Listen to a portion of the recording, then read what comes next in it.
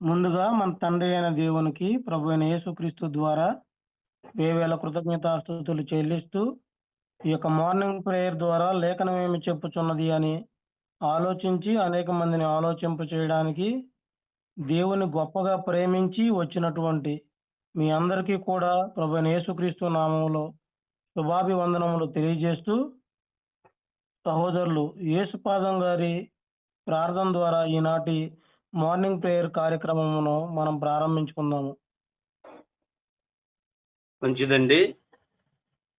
ఇక ధ్యాన కూడికలో ప్రార్థించే అవకాశాన్ని నాకు ఇచ్చిన తండ్రైన దేవునికి స్తుతులు, స్తోత్రాలు, కృతజ్ఞతలు తెలియజేసుకొనుచు ఈ అవకాశాన్ని కల్పించిన సోదరులు రవి గారికి, అలాగే ధ్యాన కూడికలో జాయిన్ అయినటువంటి దేవుని దాసులకి, వారి కుటుంబములందరికీ వందనములు తెలియజేసుకుంటున్నాను.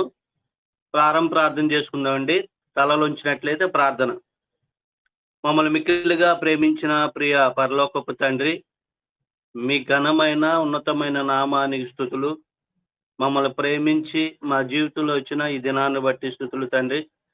ఈ దినాన మాకంటే ముందుగా మీ యొక్క భక్తులు, క్రీస్తునందు మా సహోదరులు ముందుగా లేచి ప్రార్థనలు, విజ్ఞాపనలు, యాచనలు, కృతజ్ఞతాస్తుతులు తెలియజేసి ఉన్నారు తండ్రి.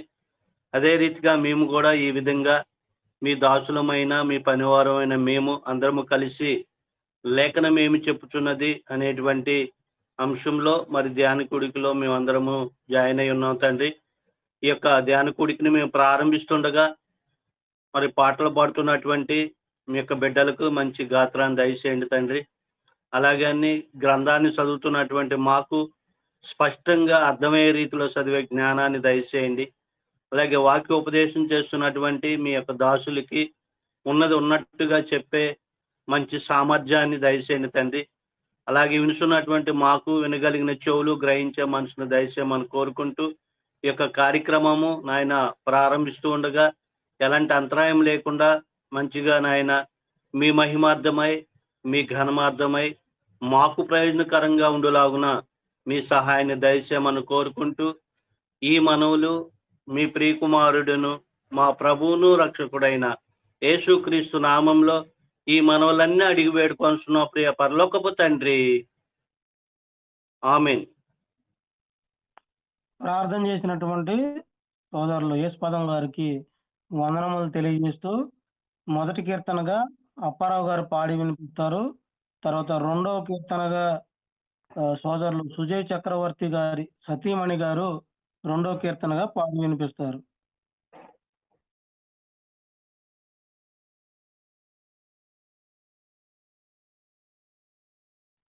అప్పారావు అన్నయ్య. అందరికి వందనాలండి. సమయంలో స్తుతి పాడదనే ప్రతిదినము అనే పాట పాడుకున్నాం. స్తుతి పాడేదనే ప్రతిదినము, స్తుతి పాడోటేనా అతిశయము. స్తుతి పాడేదనే ప్రతిదినము, స్తుతి పాడోటేనా అతిశయము. ధవలవర్ణుడా మనోహరుడా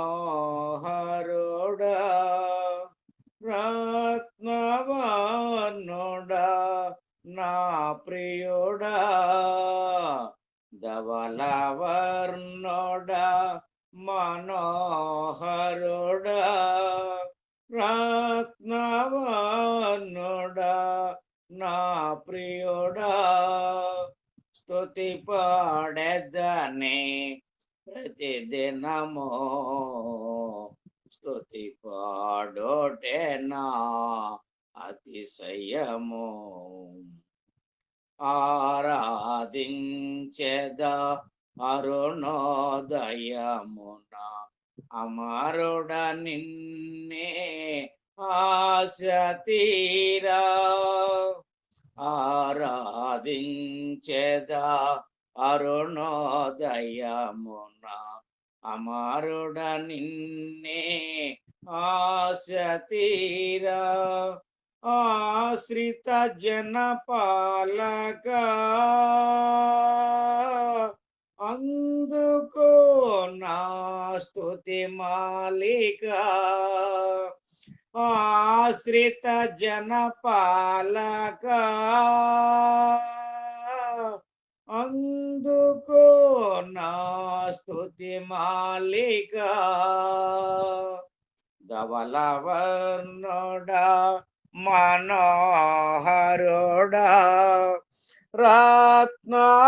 రత్నవర్ణుడా నా ప్రియుడా ధవలవర్ణుడా మనోహరుడా రత్నవర్ణుడా నా ప్రియుడా స్తుతి పాడెదనే ప్రతిదినము స్తుతి పాడోటే నా అతిశయము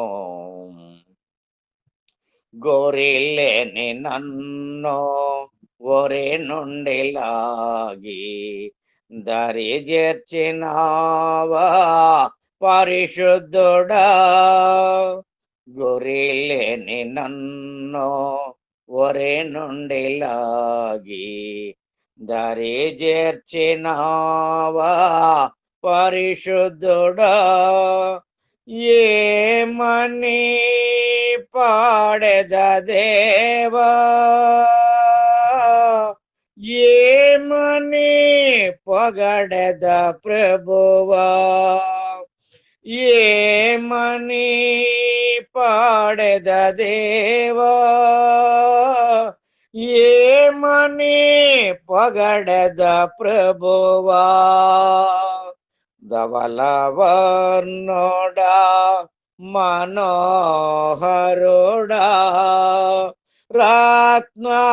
రత్నవర్ణుడా నా ప్రియుడా ధవలవర్ణుడా మనోహరుడా రత్నవర్ణుడా నా ప్రియుడా స్తుతి పాడేదాన్ని ప్రతిదినము స్తుతి పాడోటే నా అతిశయము మతి లేని నన్ను శృతి చేసినావే మృతి నుండి నన్ను బతికించినావే మతి లేని నన్ను శృతి చేసినావే మృతి నుండి నన్ను బ్రతికించినావే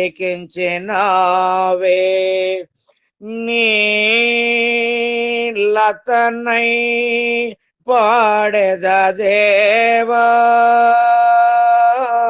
నా పతివని పొగడెద ప్రభువా నీ లతనై పాడెద దేవా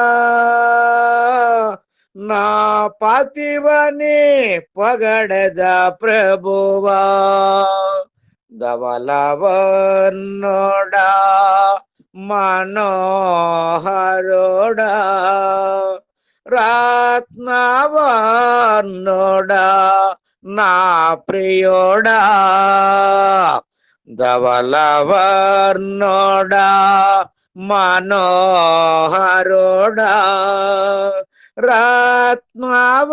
రత్నవర్ణుడా నా ప్రియుడా స్తుతి పాడేదని ప్రతిదినము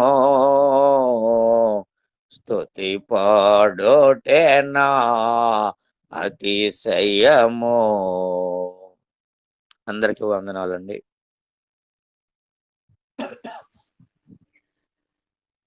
అందరికీ వందనాలండి. నజరేయుడా నా యేసయ్యా, ఎన్ని యుగాలకైనా ఆరాధ్య దైవము నీవేనని గలమెత్తి నీ కీర్తినే చాటెదా నజరేయుడా నా యేసయ్యా ఆకాశ గగనాలను నీ జేనతు కొలచితివి ఆకాశ గగనాలను నీ జేనతు కొలచితివి శూన్యములో ఈ భూమిని శూన్యములో ఈ భూమిని వేలాడదీసిన నా యేసయ్యా వేలాడదీసిన నా యేసయ్యా నీకే వందనం నీకే వందనం నీకే వందనం నీకే వందనం నజరేయుడా నా యేసయ్యా అగాధ సముద్రాలకు నీవే ఎల్లలు వేసితివి అగాధ సముద్రాలకు నీవే ఎల్లలు వేసితివి జలములలో బడినే వెళ్ళినా జలములలో బడినే వెళ్ళినా నన్నేమి చేయవు నా యేసయ్యా నన్నేమి చేయవు నా యేసయ్యా నీకే వందనం నీకే వందనం నీకే వందనం నీకే వందనం నజరేయుడా నా యేసయ్యా సియోను శిఖరాగ్రము నీ సింహాసనమాయనా సియోను శిఖరాగ్రము నీ సింహాసనమాయనా సియోనులో నిన్ను చూడాలని సియోనులో నిన్ను చూడాలని ఆశతో ఉన్నాను నా యేసయ్యా ఆశతో ఉన్నాను నా యేసయ్యా నీకే వందనం నీకే వందనం నీకే వందనం నీకే వందనం నజరేయుడా నా యేసయ్యా ఎన్ని యుగాలకైనా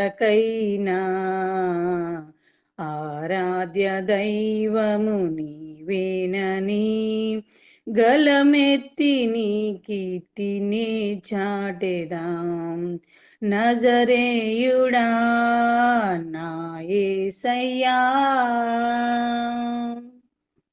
అందరికీ వందనాలండి.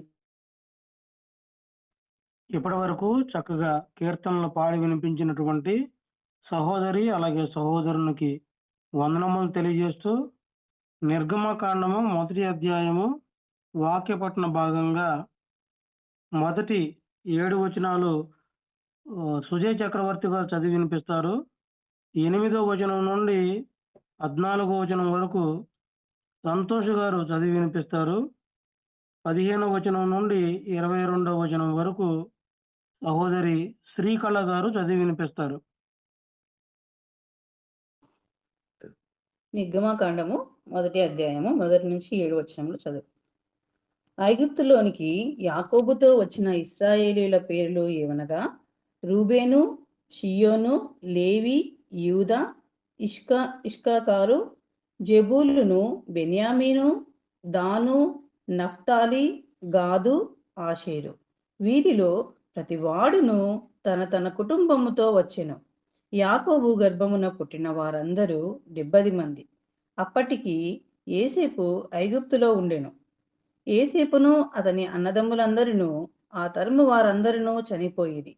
ఇశ్రాయేలీలు బహు సంతానము గలవారై అభివృద్ధి పొంది విస్తరించి అత్యధికముగా ప్రబలిరి. వారున్న ప్రదేశము వారిలో నిండి ఉండెను.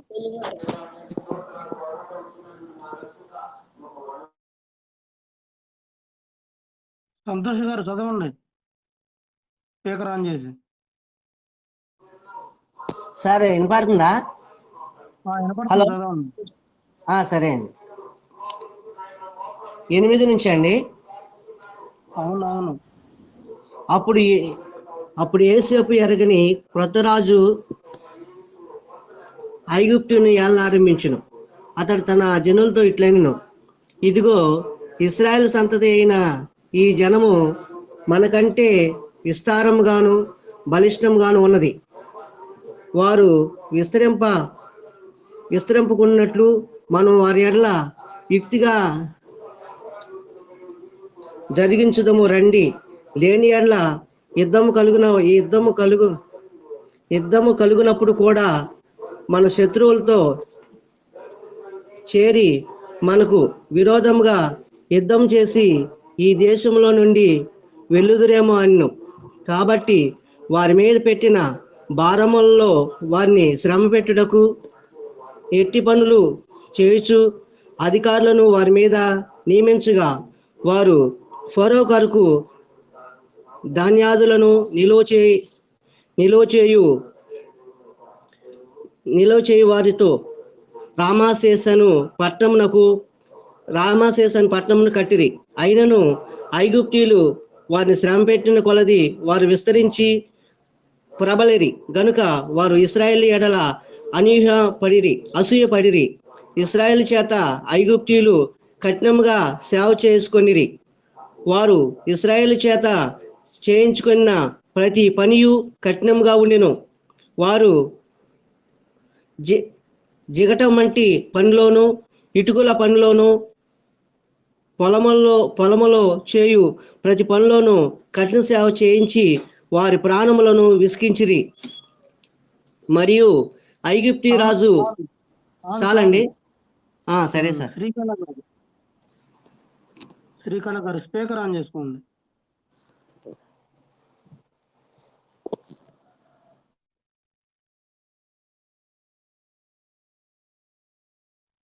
శ్రీకళ గారు మీ స్పీకర్ ఆన్ చేయండి.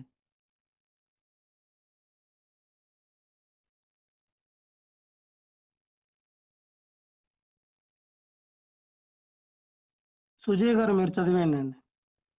మరియు ఐగుప్తు రాజు షిఫ్రా పూయా అను హెబ్రీయుల మంత్రసానులతో మాట్లాడి, మీరు హెబ్రీయుల స్త్రీలకు మంత్రసాని పని చేయించు వారిని కాన్పు పీటల మీద చూచినప్పుడు మగవాడైన ఎడల వారిని చంపుడి, ఆడదైన ఎడల దాన్ని బ్రతకనీయడని వారితో చెప్పాను. అయితే ఆ మంత్రసానులు దేవునికి భయపడి ఐగుప్తు రాజు తమకు ఆజ్ఞాపించినట్లు చేయక మగపిల్లలను బ్రతకనీయగా ఐగుప్తు రాజు ఆ మంత్రసానులను పిలిపించి, మీరెందుకు మగపిల్లలను బ్రతకనిచ్చితిరి? ఈ పని ఎలా చేసితిరని అడిగాను. అందుకు ఆ మంత్రసానులు, హెబ్రీ స్త్రీలు ఐగుప్తు స్త్రీలు వంటి వారు కారు, వారు చురుకైన వారు. మంత్రసాని వారి యొద్దకు వెళ్ళక మునిపే వారు ప్రసవించి ఉందిరని ఫరోతో చెప్పిరి. దేవుడు ఆ మంత్రసానులకు మేలు చేశాను. ఆ దినమున ఆ జీవము విస్తరించి మిక్కిలి ప్రబలెను. మంత్రసానులు దేవునికి భయపడినందున ఆయన వారికి వంశాభివృద్ధి కలుగజేశాను. అయితే ఫరో, హెబ్రీలలో పుట్టిన ప్రతి కుమారుని నదిలో పారవేయుడి, ప్రతి కుమార్తెను బ్రతకనీయుడని తన జనులందరికీ ఆజ్ఞాపించెను.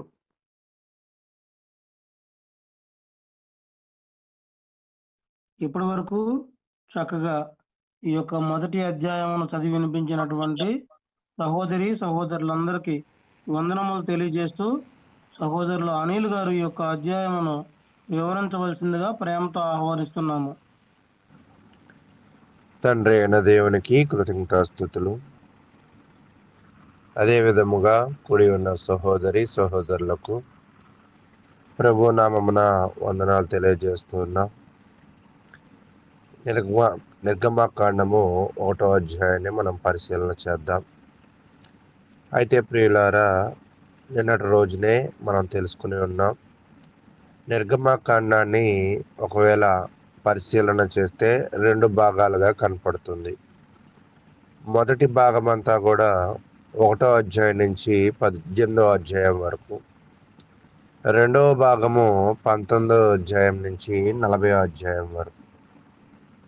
మొదటి భాగంలో ఏం కనపడుతుంది అంటే ఐగుప్తు నుండి విడిపించబడుట అనే విషయాలు మనకు కనపడుతూ ఉన్నాయి. ఇంచుమించుగా చాలా సంవత్సరములు కానాను దేశం నుంచి వచ్చి ఇశ్రాయేలు సంతతి అంతా కూడా ఇక్కడ నివాసం చేస్తూ ఉన్న పరిస్థితులు. అయితే ప్రారంభంలో ఎంతమంది వచ్చారంటే 70 మంది వచ్చారు అనేది కూడా అక్కడ తెలియజేస్తూ ఉన్నారు.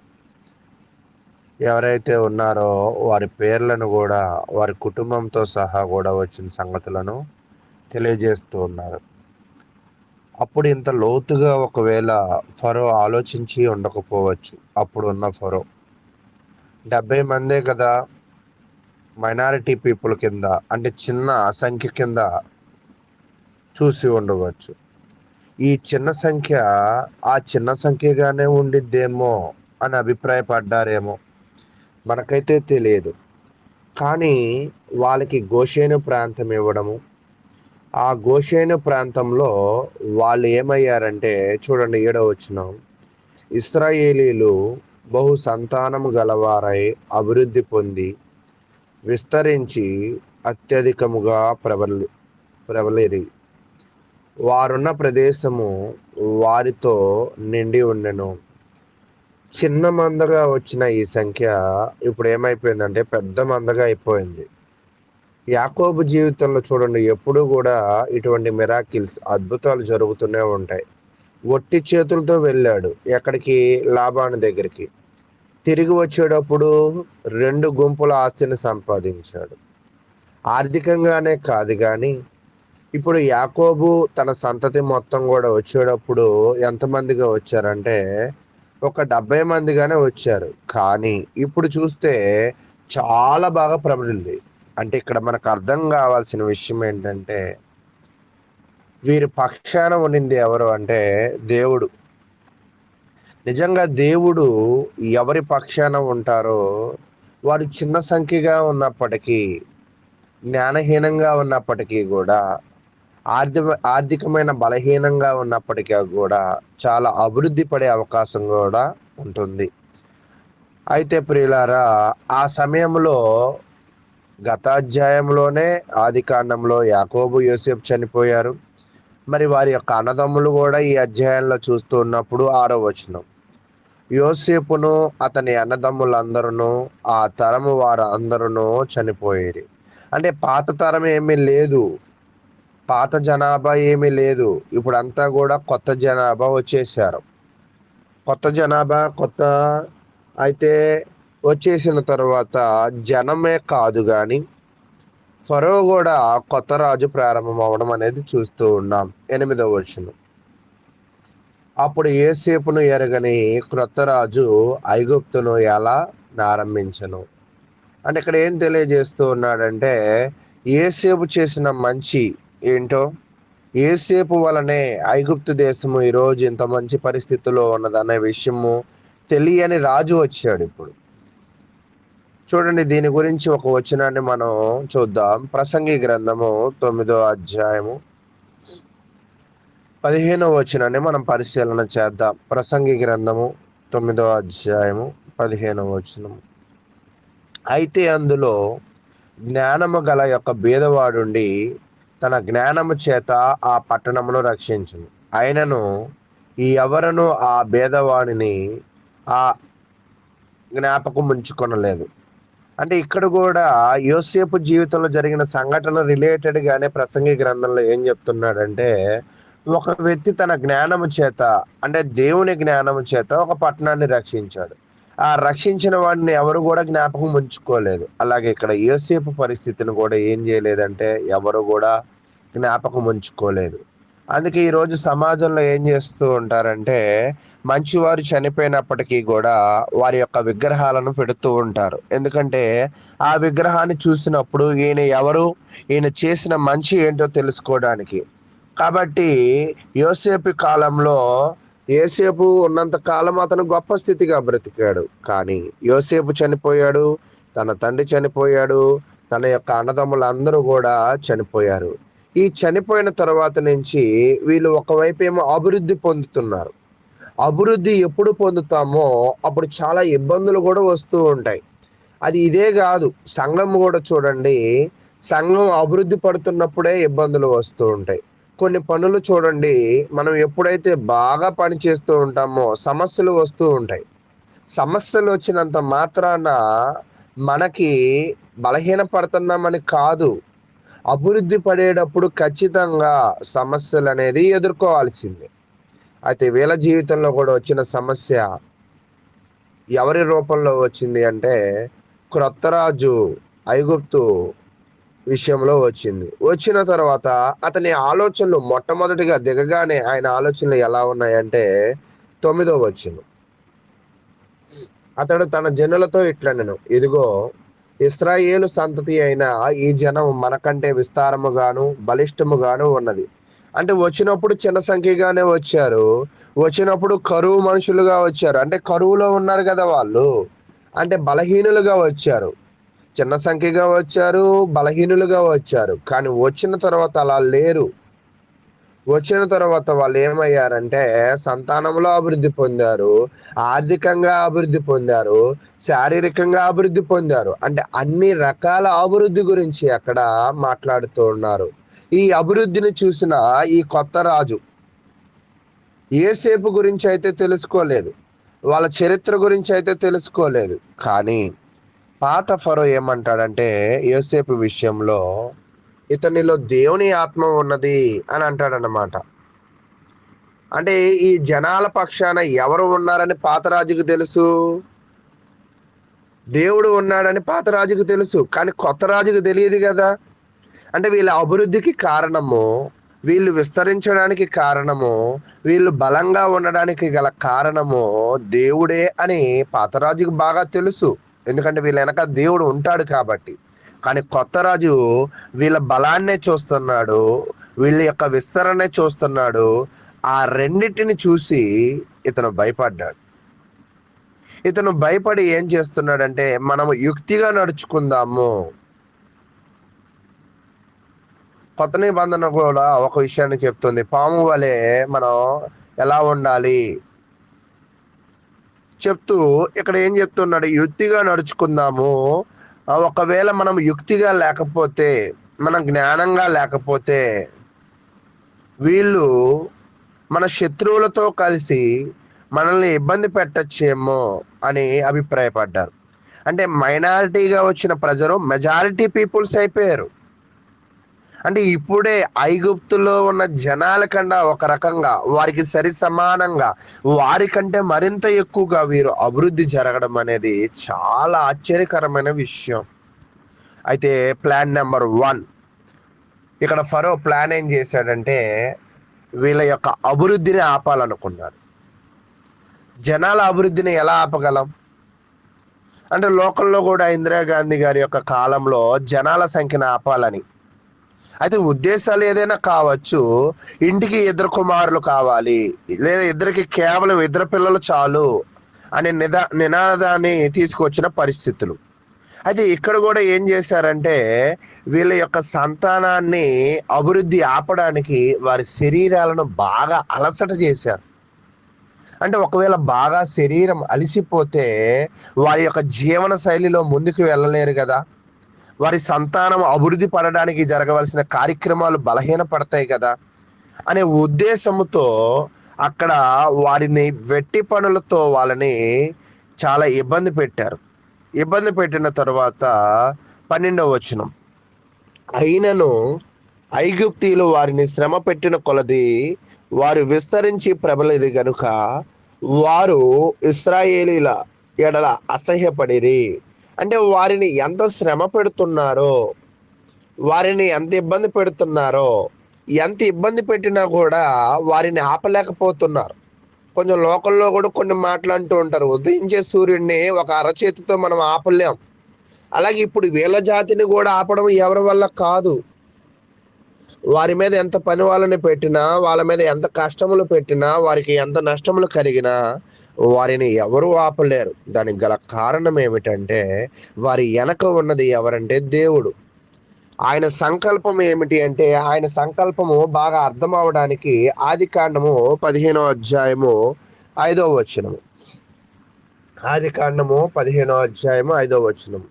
మరియు ఆయన వెలుపలికి అతన్ని తీసుకుని వచ్చి, నీవు ఆకాశం వైపు తేరి చూచి నక్షత్రములను లెక్కించుటకు నీ చేతనైనంతే లెక్కించమని చెప్పి, నీ సంతానము అవునని చెప్పాను. అబ్రహాముకి దేవుడిచ్చిన వాగ్దానము అంటే ఇంచుమించుగా 500 సంవత్సరాల క్రితం ఇచ్చిన వాగ్దానం ఇప్పుడు నెరవేరబోతుంది. నిజంగా ఆశ్చర్యకరమైన విషయం, మీరు ఎప్పుడైనా ఆలోచన చేశారో లేదో నాకు తెలియదు, కానీ అబ్రహాము సంతానాన్ని అభివృద్ధి పరుస్తా అన్నాడు. ఇసుక రేణుల వలెను నక్షత్రముల వలెను అభివృద్ధి పరుస్తా అన్న దేవుడు అబ్రహాముకి ఒక 100 మంది సంతానాన్ని ఇచ్చాడా అంటే, ఒక 50 మందిని ఇచ్చాడా అంటే ఒక్కడినే ఇచ్చాడు. అయితే ఒకవేళ మనలాంటి వాళ్ళు, ఒకవేళ మానవ మాతృలుగా మనం ఉంటే, అదేంటి దేవుడు చాలా మందిని ఇస్తా అన్నాడు, ఒక్కడే పుట్టాడు, ఈ ఒక్కడే ఎలాగ ఎదుగుతాడు, ఈ ఒక్కడే నక్షత్రాల సంఖ్య ఎలాగవుతుంది, ఈ ఒక్కడే ఇసుక రేణువులు ఎలా అవుతాయి అనే ఆలోచనలు పెట్టుకునే వాళ్ళం. కానీ అబ్రహాముకి ఆలోచన లేదు. ఆ ఒక్కడే ఇక్కడికి వచ్చేపాటికి అనేకుల సంతానం అయింది. మనం అంటూ ఉంటాం, ఒక్కడుంటే చాలండి అని అంటూ ఉంటాం కదా. ఆ ఒక్కడే ఎవరంటే ఇస్సాకు. ఆ ఇస్సాకు ద్వారా యాకోబులను ఎన్నుకున్నాడు. ఆ యాకోబు తర్వాత వారి సంతానాన్ని ఆయన అభివృద్ధి పరిచాడు. అంటే దేవుడి యొక్క వాగ్దానము నెరవేరడానికి ఎంతకాలం పట్టింది అంటే ఇంచుమించుగా 500 సంవత్సరాలు పట్టింది. అంటే ఈ సంవత్సరాలను కూడా ఎందుకు నేను మీకు బాగా వివరిస్తూ ఉన్నానంటే, భక్తులు వాళ్ళ జీవితంలో ఎంత సహనంగా ఉన్నారు, ఎంత ఓర్పుగా ఉన్నారు, ఎంతకాలం విశ్వాసంగా ఉన్నారు. మనం కూడా ఏమనుకుంటామంటే, ఒక్కోసారి సంఘం రాగానే ఎదిగిపోవాలి, సంఖ్యలోను ఆర్థికంగాను ఆత్మీయంగాను అన్నీ అయిపోవాలనుకుంటాం. కొంతమంది యవనస్తులు కూడా చదివాము, వెంటనే ఉద్యోగం వచ్చేయాలి, దేవుణ్ణి నమ్ముకున్నాను, వెంటనే కోటీశ్వరుని అయిపోవాలనుకుంటూ ఉంటాం. ఒక్కోసారి దేవుని వాగ్దానాలు కాలాన్ని బట్టి, సమయాన్ని బట్టి, పరిస్థితులను బట్టి ఆయన ఎప్పుడు తగిన సమయమందు తన కాలమందు ఫలించు చెట్టు వలె ఉండును అని అన్నాడు కదా. ఏ సమయానికి మేలు జరుగుతుందో ఆ సమయానికి ఆయన అభివృద్ధి పరుస్తాడు. అప్పటిదాకా మన అందరం కూడా ఓపిక పట్టాలి. దేవుడు అభివృద్ధి పరుస్తా అన్నాడు. ఆయన వాగ్దానానికి లోబడ్డాడు యాకోబు. ఆ వాగ్దానాన్ని గుర్తుపెట్టుకున్నాడు ఇస్సాకు. ఆ వాగ్దానానుసారంగా జీవించాడు యాకోబు. ఆ వాగ్దానం యొక్క ప్రతిఫలం ఎక్కడ కనపడిందంటే ఇక్కడ నిర్గమాకాండంలో కనపడింది. దానిని ఆపడానికి, అంటే దేవుని యొక్క వాగ్దానము ఆపడానికి, దేవుని యొక్క శక్తిని ఆపడానికి ఇక్కడ ఎవరు ప్రయత్నం చేస్తున్నారంటే ఫరో ప్రయత్నం చేస్తున్నారు, ఫరో జనము ప్రయత్నం చేస్తున్నారు. అయితే వాళ్ళ వల్ల ఏమీ అవలా. అంటే యెషయా గ్రంథంలో కూడా ఉంటుంది, రక్షించనేరకనున్నట్లు యెహోవా హస్తము కొరచ కాలేదు. అంటే యెహోవా హస్తాన్ని వీళ్ళు ఏమనుకుంటున్నారు, అది ఎంత బలమైన హస్తము, అది ఎంత శక్తివంతమైన హస్తమో దాని యొక్క శక్తి వీళ్ళకి అర్థం కావట్లా. వీళ్ళ వెనక ఎవరున్నారో వీళ్ళకి అర్థం కావట్లా. అర్థం కాలేదు కాబట్టి ఆపాలనుకున్నారు. కానీ దేవుడు మాత్రము వారి జీవితాల్లో ఎంత సమస్యలు వచ్చినా వారిని మరింత అభివృద్ధి పరిచాడు, కానీ వాళ్ళైతే బలహీన పడలేదు. తర్వాత 13వ వచనం, ఇశ్రాయేలీల చేత ఐగుప్తీయులు కఠినంగా సేవ చేయించుకున్నది. అంటే మరింత కఠినంగా సేవ చేయించుకున్న తర్వాత వారి ప్రాణములను విసికించిరి. ప్లాన్ నెంబర్ 1 ఫరోది సక్సెస్ అవ్వాల. వాళ్ళ అభివృద్ధిని ఆపాలనుకున్నాడు. వాళ్ళని విసిగిస్తే వాళ్ళ బిడ్డలను కనే ప్రొసీజర్స్ ఆ ప్రాసెస్ అయిపోద్ది అనుకున్నారు. కానీ వాళ్ళు అక్కడ ఆగల.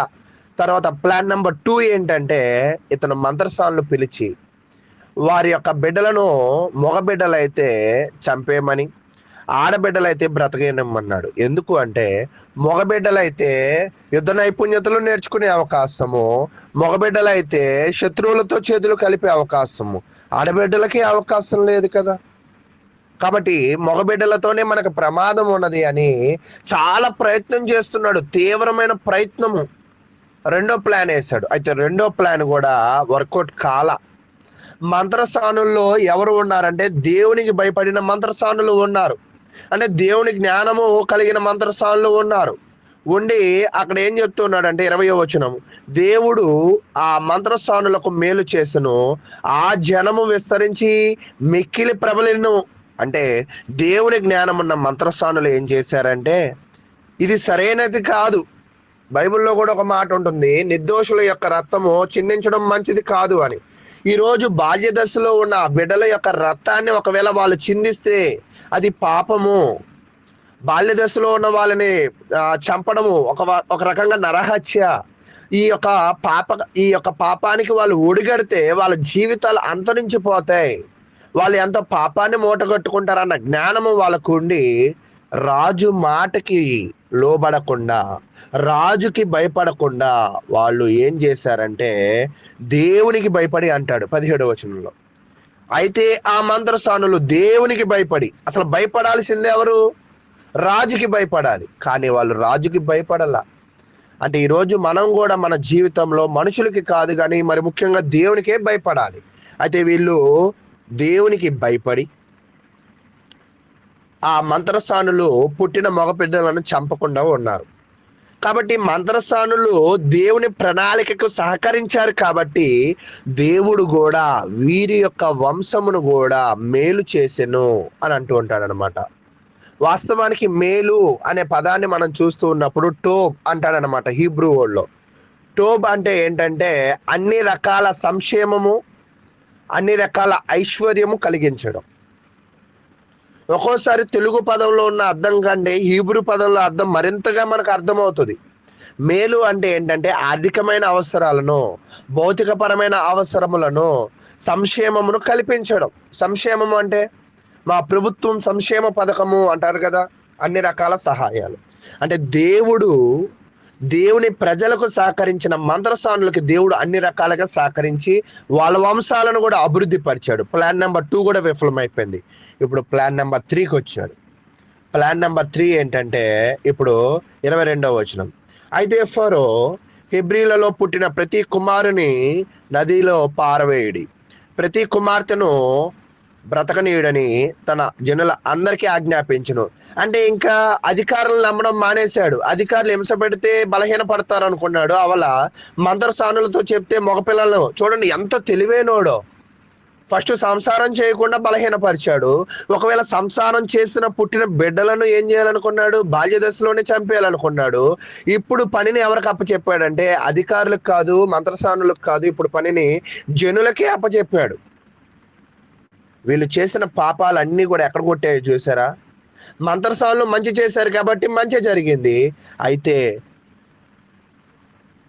ఫరో జనాలు పొరపాటు చేశారు కాబట్టి ఆ పొరపాటును బట్టే 1వ అధ్యాయంలో ఎంతమంది పిల్లలను ప్రాణాలు తీసుకున్నారో ఐగుప్తు జనాలు. అందుకే వాళ్ళ అందరి సంతానంలో జ్యేష్ఠ కుమారులను దేవుడు నాశనం చేశాడు. వాళ్ళందరినీ కూడా ఆ యొక్క నైలు నదిలో పడేసిన బిడ్డలు ఎంతమందో మనకు తెలియదు కానీ అందుకే వారి సంతానం మొత్తాన్ని ఎర్ర సముద్రంలో ముంచాడు. అంటే వీళ్ళు ఐగుప్తు జనాలు ఇశ్రాయేల్ బిడ్డలను చంపారు కాబట్టి దేవుడు కొంతకాలం తర్వాత పనిష్మెంట్ ఇచ్చాడు. వీళ్ళ బిడ్డలను నదిలో పారవేశాడు కాబట్టి వీళ్ళందరినీ ఎక్కడ ముంచేదాడంట? ఎర్ర సముద్రంలో ముంచాడు. అంటే ఇక్కడ మీరు గమనించండి, ఒక్కోసారి మంచి చేస్తే మంచి తొందరగా వస్తుంది, ఒక్కోసారి చెడు చేస్తే చెడు తొందరగా రావడం లేదు, కానీ దాని దుష్ఫలితాలు లేటుగా వచ్చినా చాలా ఘోరంగా ఉంటాయి. కాబట్టి ఇక్కడ మీరు పరిశీలన చేయాల్సిన విషయాలు ఏమిటి అంటే ఆది కాండంలో చెప్పిన వాగ్దానము నిర్గమాకాండం 500 ఏళ్ల తర్వాత ప్రతిఫలం వచ్చింది. మంత్రసానులు దేవుని ప్రజలకు చేసిన మేలు వెంటనే వాళ్ళ మేలు జరిగింది. ఐగుప్తు జనాలు వాళ్ళకి చేసిన చెడు తిరిగి వాళ్ళకి చాలా కాలం తర్వాత వచ్చింది. ఇంచుమించుగా 40 సంవత్సరాల తర్వాత ఆ చెడు వాళ్ళ జీవితంలోకి వచ్చింది. కాబట్టి ప్రియులారా, మీ జీవితంలో మంచి చేయడానికి ప్రయత్నం చేయండి. సాధ్యమైతే ఎవరి విషయంలో కూడా చెడు చేయకుండా ప్రయత్నం చేయండి. దేవుని వాగ్దానముల పట్ల, దేవుని యొక్క శక్తి పట్ల ఖచ్చితంగా మీరు ఆధారపడండి. దేవుడు ఏదో ఒక రోజున ఆ సమయానికి వచ్చినప్పుడు దేవుడు ఖచ్చితంగా మనల్ని దీవించేవాడిగా ఉంటాడు. కాబట్టి అన్యాయానికి వ్యతిరేకంగా నిలబడండి. మంత్రసానులు అన్యాయానికి వ్యతిరేకంగా ఉన్నారు, న్యాయం పక్షాన ఉన్నారు. దేవుని హస్తము అప్పుడు వాళ్ళని రక్షించింది. వారు ధైర్యంగా వాళ్ళ జీవితంలో అభివృద్ధి పొందినట్లుగా మీరు మీ కుటుంబాలు కూడా అభివృద్ధి పొందాలని కోరుకుంటూ ఇప్పటి వరకు ఓపికగా ఉన్న మీ అందరికీ కూడా ప్రభు నామమున వందనాలు. ఇప్పటి వరకు చక్కగా నిర్గమకాండము 1వ అధ్యాయమును వివరించినటువంటి సోదరులు అనిల్ గారికి వందనములు తెలియజేస్తూ ఇప్పటి వరకు జరిగినటువంటి కార్యక్రమం అంతటి విషయమై, అలాగే తదుపరి దేవకరణ గారి మెసేజ్ కొరకు కూడా ప్రార్థనా సహాయం కోరవలసిందిగా సోదరులు లాలయ్య గారిని ప్రేమతో ఆహ్వానిస్తున్నాం.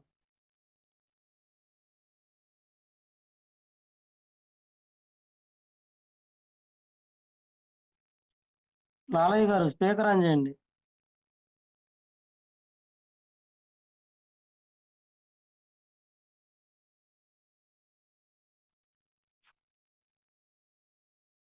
అప్పారావన్నయ్య మీరు చేయండి ప్రార్థన. అయ్యా చెప్పండి. మీరు ప్రార్థన చేయండి లాలయ్య గారు. చేస్తున్నాను. మిక్కిలి దయామయుడ, పరిశుద్ధుడ తండ్రి, నీ పరిశుద్ధమైన నామానికి స్తుతులు స్తోత్రాలు తెలియజేసుకుంటూ ఉన్నాను. ఇప్పటి వరకు మీ కాపుదలలో మమ్మల్ని సంరక్షించి నడిపించిన దాన్ని బట్టి మీకు స్తుతులు స్తోత్రాలు. సరే, ఆధ్యాత్మికంగా మీతో నడిపిస్తున్న విధానాన్ని మీరు మరింత ముందుకు నడిపించి మీ కాపుదలు ఇవ్వండి తండ్రి. ఇప్పటి వరకు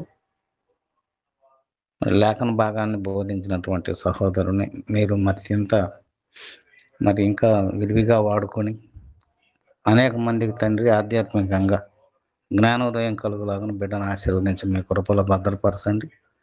క్రమాలు నిర్వర్తిస్తున్నటువంటి సహోదరుని కూడా మీరు గుర్తు చేసుకొని మీ కాపుదలలో భద్రపరచండి.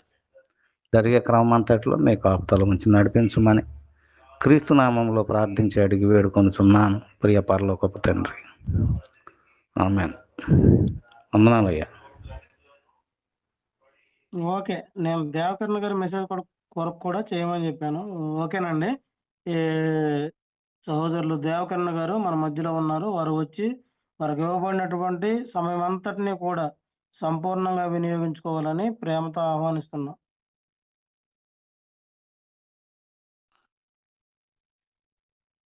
ఈ ఉదయకాల సమయంలో మరలా మనమందరము దేవుని యొక్క సన్నిధిలో చేరి ఆయన మాటలు వినుటకు మహాదేవుడు మనకు అనుగ్రహించిన కృపను బట్టి దేవునికి నా కృతజ్ఞతాస్తుతులు చెల్లిస్తున్నాను. అలాగే ఉదయకాల సమయంలో వాక్యము వినుటకు సిద్ధముగా ఉన్న నా ప్రియ సహోదరి సహోదరులందరికీ హృదయపూర్వక వందనములు తెలియజేయచ్చు ఉన్నాను. ప్రియమైన వారలారా,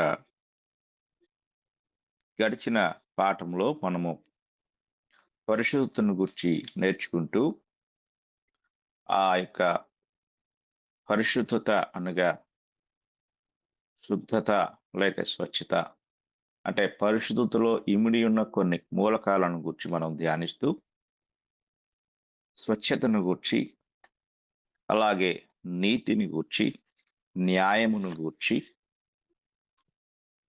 సత్యమును గూర్చి మనము తెలుసుకున్నాం. సత్యమును గూర్చిన కొన్ని ఉదాహరణలతో మన పాఠాన్ని ముగించాము. ఈరోజు సత్యమును గూర్చిన ఒక చిన్న వివరణ మనం తెలుసుకొని ముందుకు సాగిపోదాం. సత్యమును గూర్చిన వివరణలో దేవుడు తన వాక్యము నందు మానవులకు బయలుపరిచినది శాశ్వతమైన సత్యము. ఇది మనం గుర్తుంచుకోవాలి. అంటే ఎటర్నల్ ట్రూత్ అని ఇంగ్లీష్‌లో చెప్పబడింది. అంటే శాశ్వతమైన సత్యము లేక నిత్యమైన సత్యము. శాశ్వతమైన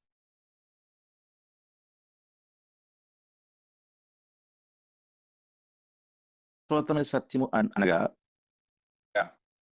మారనిది, మార్పు చెందనిది, ఎప్పటికీ మారనిది అనే సత్యాన్ని మనము చాలా జాగ్రత్తగా గ్రహించవలసిన వారమై ఉన్నాం.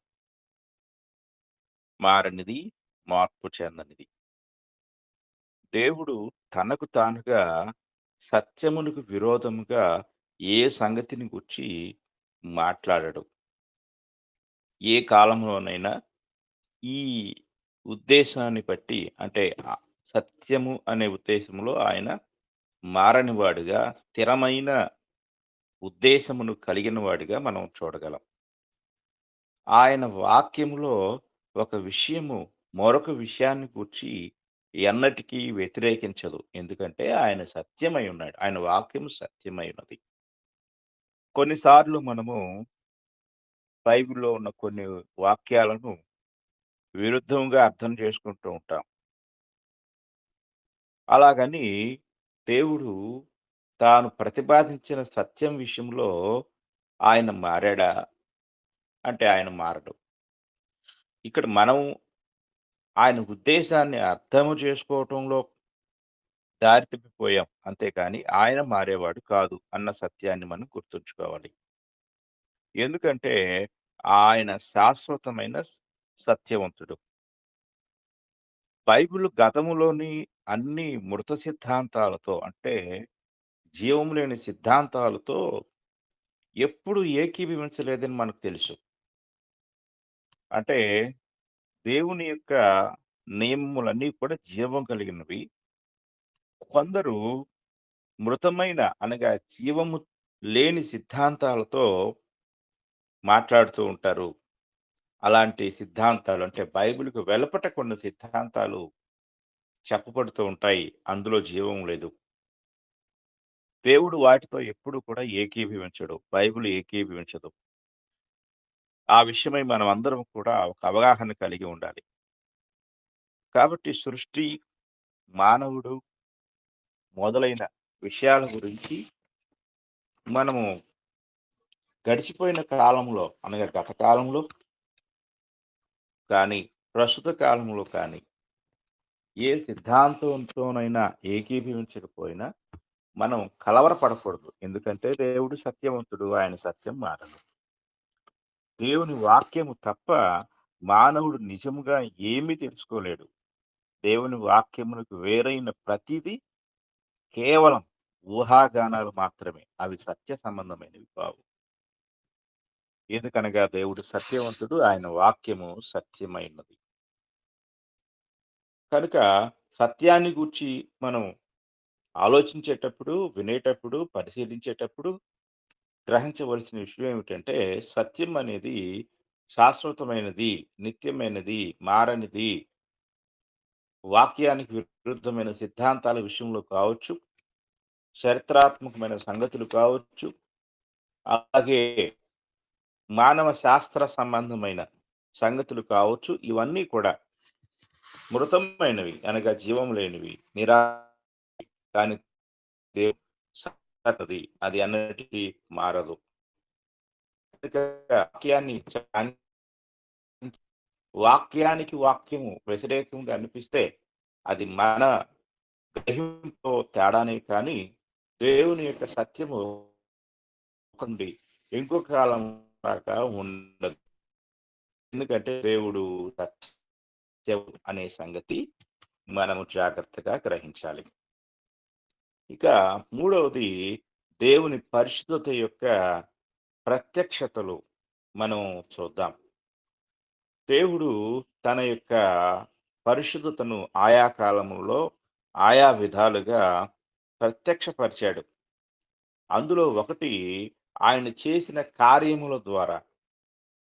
ఆయన చేసిన కార్యములను గూర్చి మనము ఆలోచన చేసినట్లయితే ఆయన సృష్టించిన సృష్టి కావచ్చు, ఆ సృష్టిలో ఉన్న మానవుడు కావచ్చు, ఏదైనా సరే ఆయన తన కార్యముల ద్వారా తాను ఎంత పరిశుద్ధుడో ఆ పరిశుద్ధతను ఆయన బయలుపరిచాడు. దేవుడు సృజించిన ప్రతీది సంపూర్ణమైనది. ఏది కూడా దేవుడు కొరతగా గాని, లోటుగా గాని, లోపంగా గాని సృజించలేదు. సంపూర్ణమైన విధానములో సృజించారు. అది సంపూర్ణమైనది, దాంతో పాటు పరిశుద్ధమైనది. దేవుడు పాపమును సృజించలేదు. ఎందుకంటే పరిశుద్ధతకు వ్యతిరేకమైనది పాపం. దేవుడు మనిషిని సృజించాడు. అలాగుననే రక్షింపబడని పాపి అయిన మనుషునిలో ఉన్న పాప స్వభావమును దేవుడు సృజించలేదు. మనం గుర్తుంచుకోవాలి. ఈ లోకంలో రక్షించబడని పాపులు చాలా మంది ఉన్నారు.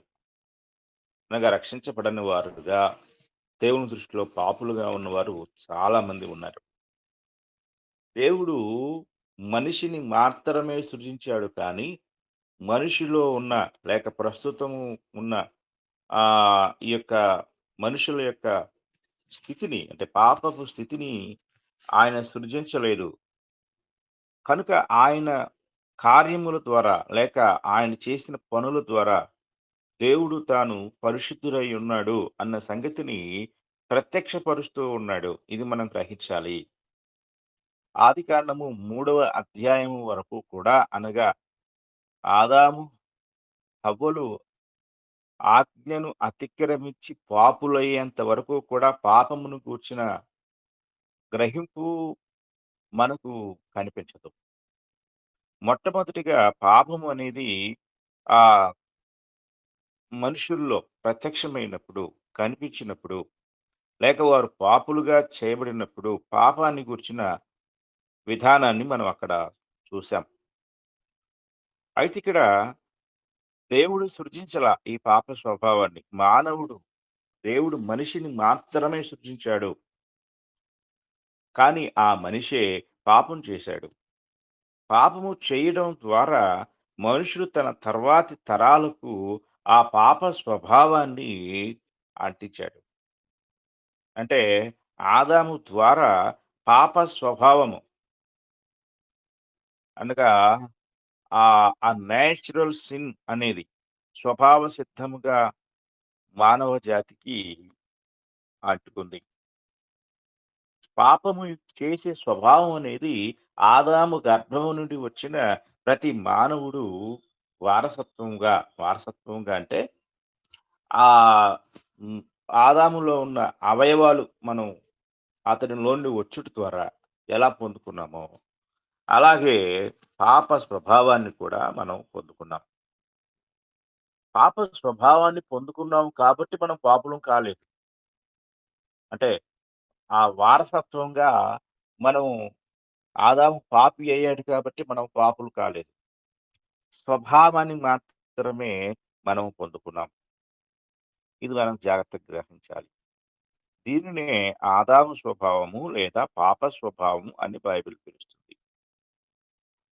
అప్పుడు అ దేవుడు అంటే దేవుడు మానవుడిని సృజించినప్పుడు ఒక సామర్థ్యం గల మనిషిని సృజించాడు. అంటే మానవుల్లో ఉన్న ఈ ఎబిలిటీ ఏమిటి? ఈ సామర్థ్యం ఏమిటి? అంటే అతడు అంటే దేవుడు సృజించిన మానవునిలో ఉన్న సామర్థ్యము ఎంత గొప్పది అంటే అతడు పాపము చేయగలడు, పరిశుద్ధంగా కూడా జీవించగలడు. అంత సమర్థవంతుడిగా దేవుడు మనిషిని సృజించాడు. అంటే మనము ఈ విషయాన్ని గ్రహించినట్లయితే ఒకవేళ దేవుడు అట్టి సామర్థ్యము గలవానిగా మనిషిని సృజించకపోతే ఏమైయుండేది? మనిషిగా కాక ఒక యంత్రములా సృజింపబడి ఉండేవాడు. దేవుడు ఆదాముని సృజించినప్పుడు మీరు ఈ తోటలో ఉన్న సకల వృక్ష ఫలములను నిరభ్యంతరముగా తినవచ్చును. కానీ మంచి చెడ్డల తెలివి నుంచి వృక్ష ఫలమును తినకూడదు మీరు వాటిని తినుదినమున నిశ్చయముగా చచ్చెదరు అనే ఒక ఆజ్ఞ ఇచ్చాడు. అంటే మానవుడు పండు తినకుండా లేక తినుట ద్వారా ఆజ్ఞను అతిక్రమింపకుండా ఉండగలడా అంటే ఖచ్చితముగా ఉండగలడు. అలాగే అదే సమయంలో మానవుడు దేవుడిచ్చిన ఆజ్ఞను అతిక్రమించి పాపంలో ప్రవేశించగలడా? ఖచ్చితముగా ప్రవేశింపగలడు. ఈ రెండిటిని చేయగలిగిన సమర్థునిగా దేవుడు మనిషిని సృజించాడు. ఆ సామర్థ్యం, ఆ శక్తి లేక ఆ అవగాహన ఇదంతా మానవునిలో ఉంది. దేవుడు అంత గొప్పగా మానవుని సృజించాడు. కనుక మానవుడు పాపము చేశాడు కాబట్టి అతడు తన ఆధీనంలో లేనివాడుగా లేక సామర్థ్యం లేనివాడిగా మనం చూడకూడదు. కొన్నిసార్లు మనుషులు అంటూ ఉంటారు. ఏమంటూ ఉంటారంటే, పాపము చేయలేని వానిగా మనిషిని దేవుడు సృజించి ఉండవచ్చు కదా అని ప్రశ్న. ఒకవేళ పాపము చేయలేని వానిగా, అసమర్థునిగా మానవుని సృజించి ఉన్నట్లయితే పరిశుద్ధునిగా కూడా ఉండలేడు. కనుక మనిషి ఎంత సామర్థ్యం కలిగిన వాడు అంటే దేవుడు అతన్ని సృజించినప్పుడు ఒక యంత్రములా కాకుండా ఇంత సామర్థ్యం కలిగిన వాడిగా మనిషిని సృజించాడు. ఒకవేళ ఈ సామర్థ్యం లేకపోతే మనిషికి స్వేచ్ఛ లేదు, స్వాతంత్ర్యం లేదు. కేవలము అతడు ఒక మెషిన్ లాగా ఉండేవాడు, ఒక యంత్రం లాగా ఉండేవాడు. ఒకవేళ మనిషి యంత్రం కాకుండా ఉంటే అతడు దేవునితో సమానుడైపోయేవాడు, లేదా దేవుడే అయి ఉండేవాడు. దేవుడు దేవుని సృష్టించడు. కనుక మనుష్యుడు దేవుని కంటే తక్కువ స్థాయిలో ఉన్నవాడు, ఇది మనం గ్రహించాలి. దేవుడు ఒకవేళ సృష్టిస్తే మనిషినే సృష్టించగలడు కానీ దేవుని సృష్టించలేడు. ఎందుకంటే దేవుడు తానే దేవుడు, ఆయన అద్వితీయుడు. ఇది మనం గ్రహించాలి. పాపము దేవుని స్వభావ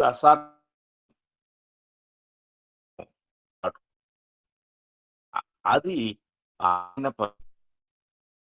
ఎందుకంటే ఒకవేళ ఏ స్వభావం ఆయన ఉంటే ఆయన మనిషిని పాపిగానే అంటే చేసేప్పుడే ఆవాడు.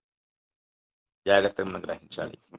అది ఆయన పరిశుద్ధతకు విరుద్ధమైన స్వభావం కనుక దేవుడు పరిశుద్ధుడు గనుక మనిషిని పరిశుద్ధునిగానే సృజించాడు అనే సంగతి మనం జాగ్రత్తగా గ్రహించాలి. మనుషుడు పాపము చేయలేని వాడైతే అతడు దేవుడైపోయేవాడు. యంత్రమన్నా అవ్వాలి, లేక దేవుడన్నా అవ్వాలి. కానీ మనిషిలో దేవుడు ఉంచిన సామర్థ్యము అతడు పాపిగా జీవించగలడు, పరిశుద్ధునిగా కూడా జీవించగలడు. ఇలాగా దేవుడు మనిషిని ఒక సామర్థ్యం కలిగిన వ్యక్తిగా సృజించాడు. కనుక దేవుడు తన పరిశుద్ధతను ప్రత్యక్షపరిచిన విధానము ఆయన సృజించిన ఈ సృష్టి కార్యము ద్వారా ఆయన తన పరిశుద్ధత యొక్క ప్రత్యక్షతను కనపరిచాడు. సృజించిన సృష్టిలో కూడా ఆయన కార్యము లేక ఆయన యొక్క పరిశుద్ధత ఎంతో స్పష్టంగా ఆయన కలిగి ఉన్నాడు. ఇక రెండో విషయాన్ని మనం ఆలోచించినట్లయితే ఆయన మానవాళికి అనుగ్రహించిన చట్టము ద్వారా లేక ధర్మశాస్త్రము ద్వారా కూడా తన పరిశుద్ధతను ప్రత్యక్షపరిచినట్లుగా మనం చూడగలం. దేవుని ధర్మశాస్త్రం అంతయు నీతియుక్తమైనది, అలాగే సత్యమైనది. ఒక్క అబద్ధం కూడా దానిలో లేదు. కాబట్టి దేవుని ధర్మశాస్త్రము ఆయన పరిశుద్ధతను బయలుపరుస్తుంది.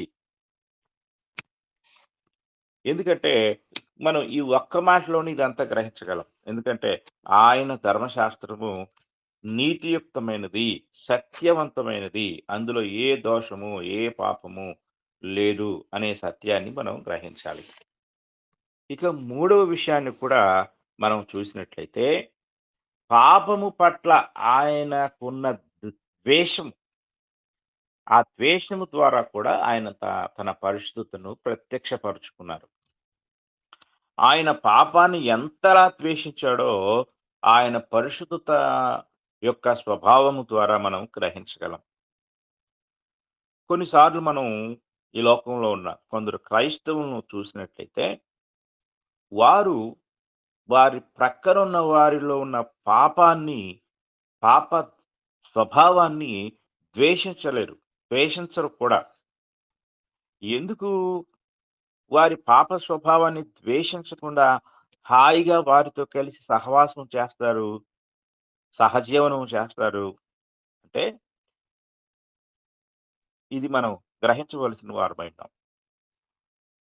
కొందరు క్రైస్తవులో ఉన్న ఇలాంటి విధానము, పాపాన్ని ద్వేషించకుండా పాపంతో సహవాసం చేసేవారుగా ఉంటారు. కానీ దేవుడు ఎలాంటి వాడంటే, పాపమును అస్సలు సహించలేడు. పైగా ఆయన దాన్ని విపరీతంగా ద్వేషిస్తాడు. మనము పాపాన్ని సహించే వారంగా కాదు, పాపాన్ని ద్వేషించే వారంగా ఉండాలి. దేవుని విషయంలో ఈ సంగతులు మనం జాగ్రత్తగా ఆలోచించినప్పుడు మనకు బైబిల్ అంతట్లో ఈ సత్యం బయలుపరచబడుతుంది. కొందరు పాపమును గూర్చి ఒక అభిప్రాయం కలిగి ఉన్నారు. అంటే సమర్థనతో కూడిన అభిప్రాయం. ఇది చాలా పొరపాటు అభిప్రాయం, తప్పైన అభిప్రాయం. ఒకవేళ వాక్యాన్ని వింటున్న మీలో ఎవరైనా ఇలాంటి అభిప్రాయాన్ని కలిగి ఉంటే, దయతో మీ అభిప్రాయాన్ని మార్చుకోండి. ఏమిటి అభిప్రాయం అంటే, దేవుడు పాపాన్ని ద్వేషిస్తాడు, పాపమును ద్వేషించేవాడు కానీ పాపిని ద్వేషించడు అనే సత్యాన్ని లేక అసత్యాన్ని మనుషులు వారి యొక్క ఆలోచనలో కలిగి ఉంటారు. అందుకే పాపులతో కలిసి సహవాసం చేయటంలో వారితో ఉన్న పాప స్వభావాన్ని అసహించుకోకుండా, ద్వేషించకుండా కలిసి జీవించటంలో వారు కొనసాగుతూ ఉంటారు. ఇది చాలా పొరపాటైన విషయం. ఎందుకంటే దేవుడు పాపాన్ని మాత్రమే కాదు, పాపిని కూడా ద్వేషిస్తాడు. ఎందువలన పాపిని ద్వేషిస్తాడు అంటే, అతనిలో ఉన్న పాపము వలన పాపిని ద్వేషిస్తాడు అనే సత్యాన్ని మనం గ్రహించాలి. కీర్తనల గ్రంథము ఈ యొక్క విషయాన్ని మనము తెలుసుకున్నటకు కీర్తనల గ్రంథము 5వ అధ్యాయము 4, 5 వచనాలు చదువుకుందాం. అక్కడ ఈ మాట రాయబడి ఉంటుంది. నీవు దుష్టత్వమును చూచి ఆనందించు దేవుడవు కావు, చెడుతనమునకు నీ యొద్ద చోటు లేదు. అంటే పాపాన్ని ద్వేషిస్తున్నాడు. 5వ వచనం, డాంబికులు నీ సన్నిధిని నిలువలేరు, పాపము చేయు వారందరూ నీకు అసహ్యులు. పాపం మాత్రమే కాదు దేవునికి అసహ్యమైంది, పాపాన్ని చేసేవారు కూడా దేవునికి అసహ్యులే. ఆయన వారిని కూడా ద్వేషిస్తాడు. ఎందుకంటే అక్కడ ఉన్న ప్రధానమైన కారణం వారు పాపముతో ఏకీభవించటం. కనుక మనిషి ప్లస్ పాపము రెండు కలిస్తే పాపి అయిన మానవుడు. ఈ పాపి అయిన మానవుని దేవుడు సహించలేడు. కారణం ఏంటంటే అతనిలో ఉన్న పాపము. అంటే దేవుడు అతన్ని ద్వేషించుటకు ప్రధానమైన కారణము పాపమే. ఇది మనం గ్రహించాలి. అలాగే కీర్తన గ్రంథము 11వ అధ్యాయము 5వ వచనాన్ని కూడా మనం చదువుకుందాం. 11వ అధ్యాయం 5వ వచనం, యెహోవా నీతిమంతులను పరిశీలించును, దుష్టులను బలాత్కారాసక్తులను ఆయనకు అసహ్యులు. దుష్టత్వాన్ని జరిగించేవారు, బలాత్కారము విషయంలో ఆసక్తి కలిగిన వారు ఆయనకు అసహ్యులు. ఆయన వారిని అసహ్యించుకుంటాడు. మనం జాగ్రత్తగా గ్రహించాలి. కనుక దేవుని వాక్యాన్ని మనం పరిశీలించినట్లయితే ఆయన పాపిని ద్వేషిస్తాడు. పాపిని ద్వేషించట కారణము అతనిలో ఉన్న పాపము, ఆ పాపాన్ని కలిగి జీవిస్తున్న మనిషి. ఇందులో ఇంకొక అద్భుతమైన విషయం కూడా ఉంది. ఏమిటి అంటే, అదే సమయంలో ఆ పాపిని దేవుడు ప్రేమిస్తాడు కూడా. ఎందుకంటే, ఆ మనుషుడు పరిశుద్ధత పొందగల సామర్థ్యం ఉన్నవాడని ఆయనకు తెలుసు. ఒకవేళ పాపిని ప్రేమించకపోతే ఎందుకు ఆయన ఆహ్, ఒకవేళ లేకపోతే కేవలం పాపి యొక్క అంతాన్ని లేక మరణాన్ని గూర్చే ఆయన ఆలోచిస్తాడు. కానీ దేవుడు అలా ఆలోచించలా. ఆయనలో మానవాళి పట్ల ఒక నిరీక్షణ స్వభావం ఉంది.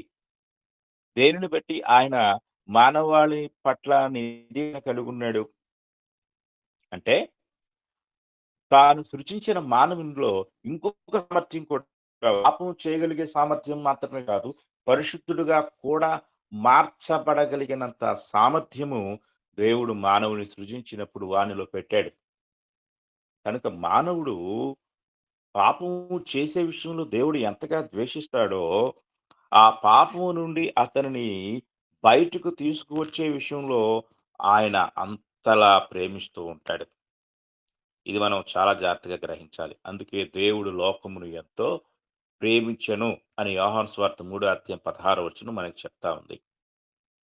కనుక ఆయన పాపాన్ని ప్రేమించలా, కానీ పాపము నుండి విడిపించబడి పరిశుద్ధతలో కొనసాగగలిగిన సామర్థ్యం ఉందే, ఆ సామర్థ్యం కలిగిన వ్యక్తిని ఆయన ప్రేమిస్తూ అతనికి ఒక అవకాశాన్ని ఇచ్చుటకు దేవుడు ప్రయత్నం చేస్తూ ఉన్నాడు. కాబట్టి దేవుడు పాపాన్ని ద్వేషిస్తాడు అనే సత్యాన్ని మనం జాగ్రత్తగా గ్రహించవలసిన వారమై ఉన్నాం. కనుక ఈ విషయాన్ని మనం ఆలోచించినట్లయితే దేవుడు పాపిని శిక్షించుటకు గల కారణము అతని పాపమే. ఎందుకు దేవుడు పాపిని శిక్షిస్తూ ఉంటాడు అంటే, ఇక్కడ మనం ఈ వచనాలు మనం చదువుకున్న భాగాన్ని మనము జాగ్రత్తగా గమనిస్తే ఇక్కడ 6వ వచనంలో 5, 6 వచనాలు మనం చూసినప్పుడు, యెహోవా నీతిమంతులను పరిశీలించుము, దుష్టులను బలాత్కారాసక్తులను ఆయనకు అసహ్యులు, దుష్టుల మీద ఆయన ఉరులు కురిపించును, అగ్ని గంధకములను వడగాలియు వారికి పానీయ భాగముగును. ఎందుకు దేవుడు నోవహు కాలం నాటి ప్రజల మీద జలప్రళయాన్ని రప్పించాడు? ఎందుకు సొదొమ గొమొర్రాల మీద అగ్ని గంధకాలను కురిపించాడు? ఎందుకు ఆనాటి మానవులను ఆయన నాశనం చేశాడు? అంటే పాపమే. పాపము పట్ల ఆయన దృక్పథము, ఆయన ప్రవర్తన, ఇవన్నీ దేవుడు పరిశుద్ధుడు, పాపమును సహించలేడు, పాపితో కలిసి సహవసించలేడు అనే విషయాలను మనకు బయలుపరుస్తాయి. కనుక మనము దేవుని యొక్క వాక్యాన్ని ధ్యానిస్తూ ఉండగా గ్రహించవలసిన విషయం ఏమిటంటే, ఆయనలో ఉన్న ఈ యొక్క పరిశుద్ధతను గూర్చిన వైఖరి మనకు ఏం బోధిస్తుంది అంటే, మనము పాపమును సహించకూడదు. ఆయన బిడ్డలమైన మనము కూడా పాపాన్ని సహించే వారముగా ఉండకూడదు. పాపాన్ని ద్వేషించే వారముగా ఉండాలి. పాపమును ద్వేషించటం ఎప్పుడు నేర్చుకుంటామో, పరిశుద్ధతలోకి మార్చబడుటకు మనము మార్గాన్ని వేసుకుంటున్నాం అనే సత్యాన్ని మనం గ్రహించాలి. కొందరు పాపముతో రాజీ పడి జీవిస్తూ ఉంటారు. అది వారిలో ఉన్న పాపంతోనూ, ఎదుటి వారిలో ఉన్న పాపంతోనూ. ఇది ఇది పరిశుద్ధులుగా జీవించుటకు అసాధ్యమైన విషయం. కొరింథీయులకు రాసిన మొదటి పత్రిక, మొదటి అధ్యాయము 2వ వచనంలో అక్కడ ఒక అద్భుతమైన మాట మనకు కనపడుతుంది. ఆ అద్భుతమైన మాట, పరిశుద్ధతను గూర్చి దేవుడు ఎలాంటి దృక్పథాన్ని కలిగి ఉన్నాడో, లేక మనం పరిశుద్ధులుగా చేయబడటంలో దేవుని యొక్క ఉద్దేశం ఏమై ఉన్నది అంటే, కొరింథులోనున్న దేవుని సంఘమునకు, అనగా క్రీస్తు యేసునందు పరిశుద్ధపరచబడిన వారై పరిశుద్ధులుగా ఉండుటకు పిలువబడిన వారికిని. పరిశుద్ధులుగా అనేది ఒక దీర్ఘకాలికమైన కొనసాగింపు.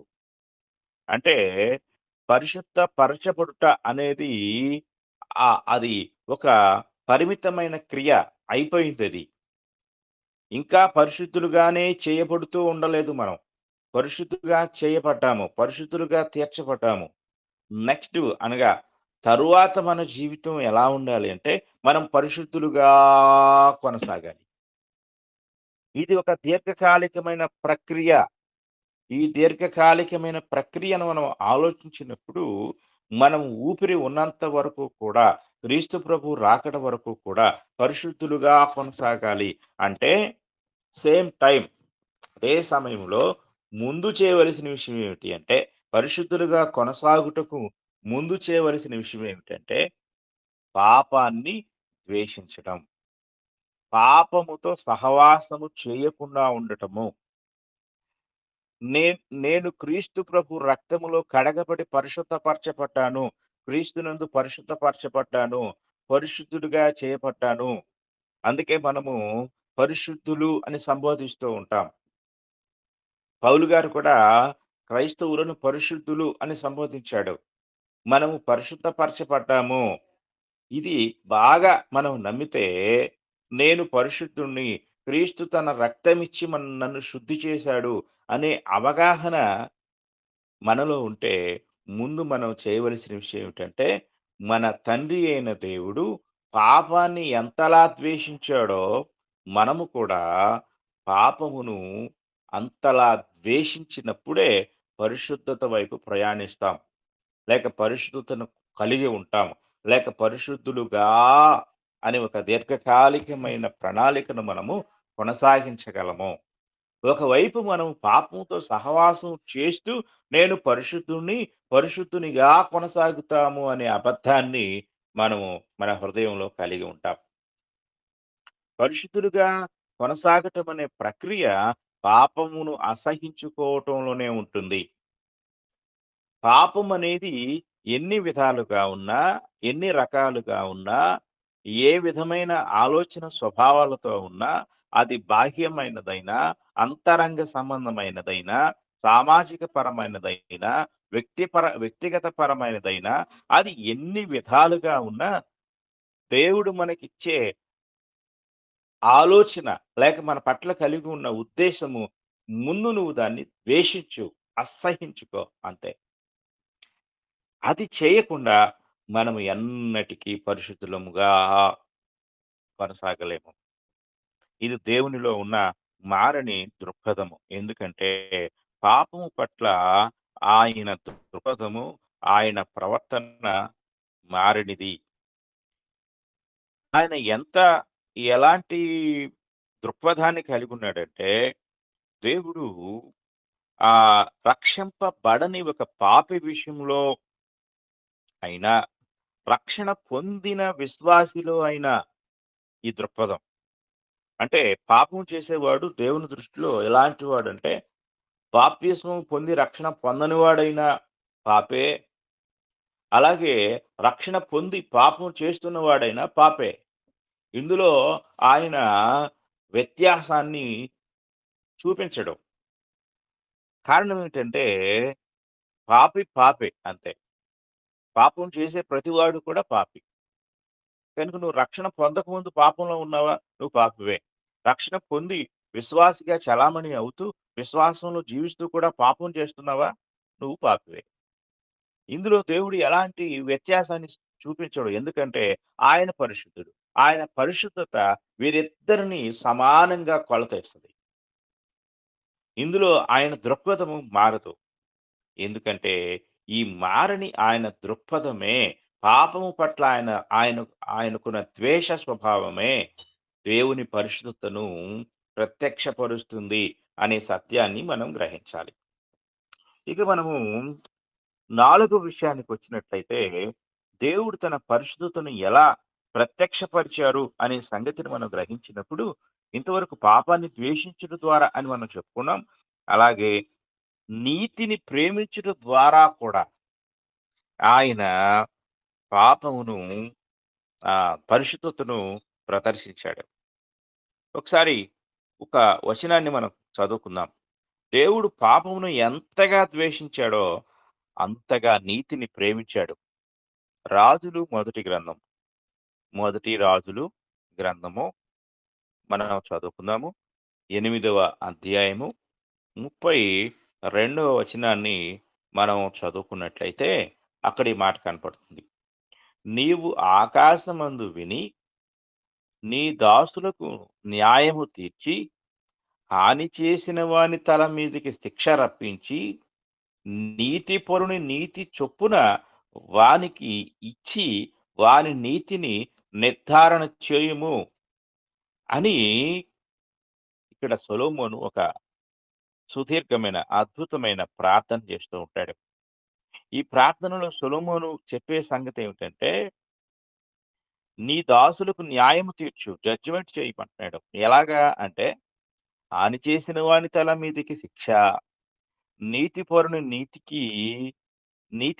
నీతి చొప్పున వానికి ఇచ్చి, నీతిపరునికి నువ్వేమిస్తావో అది ఇవ్వు. అలాగే ఇక్కడ ఆ అన్యాయం చేసిన వానికి లేక హాని చేసిన వాని తల మీదకి శిక్ష రప్పించు. అలా రప్పించి నీతిని నిర్ధారణ చేయము అంటున్నాడు. కనుక నీతి దేవుడు అధికముగా ప్రేమించే ఒక గొప్ప స్వభావం. మనలో ఒకవేళ పాపం ఉంటే దేవుడు మనల్ని ద్వేషిస్తాడు, నీతి ఉంటే మనల్ని ప్రేమిస్తాడు. నీతిమంతుని ఆయన ప్రేమిస్తాడు. కారణం ఏమిటంటే అతనిలో ఉన్న నీతి అనే ఒక అద్భుతమైన స్వభావమే అనే సంగతి మనం చాలా జాగ్రత్తగా గ్రహించవలసిన వారమై ఉన్నాం.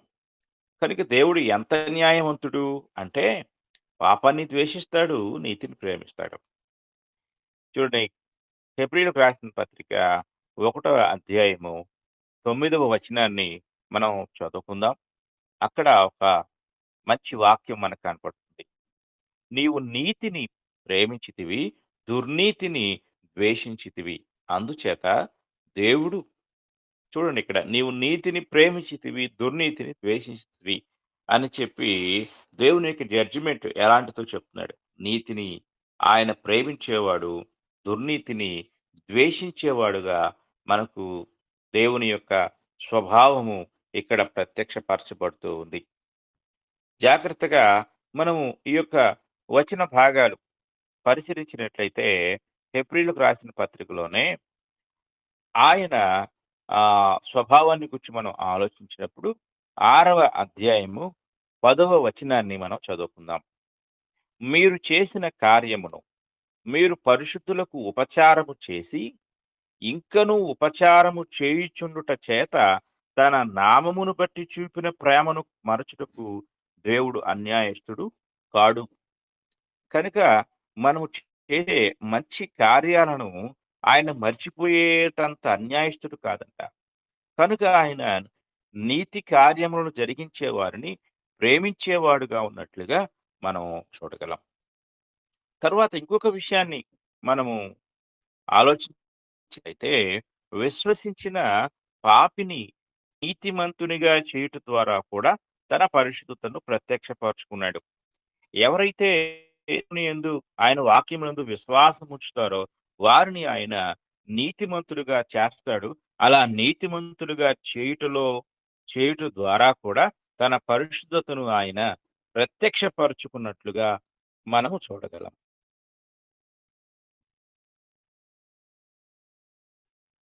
ఇది ఆయనలో ఉన్న ఒక గొప్ప స్వభావమై ఉన్నది. ఇది మనం జాగ్రత్తగా గ్రహించాలి.